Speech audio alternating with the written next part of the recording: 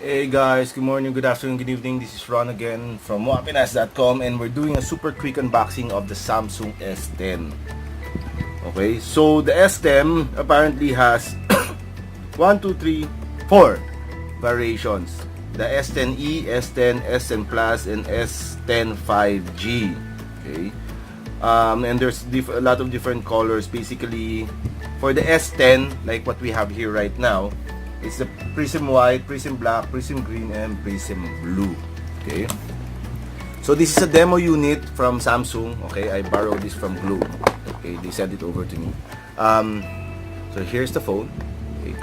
As you can see, the power button is on the right side, and the volume buttons and an extra button is on the left side.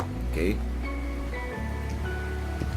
So, as you can see, what I have is the prism white. Okay, so looking at the back camera, look, there's 3 cameras. Okay, and in front, you can barely see the camera that's in front. Naka-pinhole siya. It's on the right side. Okay, so the display of the S10 is 6.1. It's a Quad HD plus Dynamic AMOLED Infinity O display.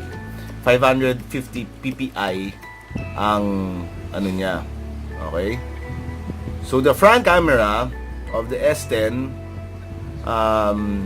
wait, hanapin natin. Okay. Dual pixel autofocus camera. Okay? Yung rear camera niya for the S10, tatlo siya, no? Okay. So meron siyang 12 megapixel telephoto camera. That's this one, the first one. The second one is a 12 megapixel wide angle camera. Okay. And the third one is a 16 megapixel ultra wide camera. Okay. If you see, no, there's 3 different modes for the camera. Okay. As far as I know, may wireless charging to. I don't have my wireless charger here, so hindi ko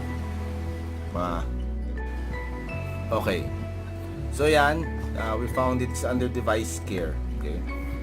So let's see the memory that it has. Okay. So it has 6 GB of RAM. Ayan, kita nyo. Okay. So it has 6 GB of RAM.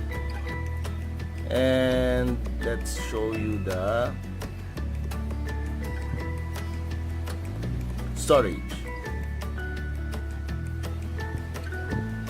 The storage is 128 GB.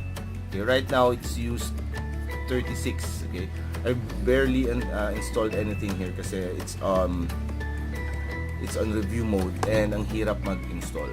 Okay, the PUBG isn't even working yet. I haven't been able to make it work. See.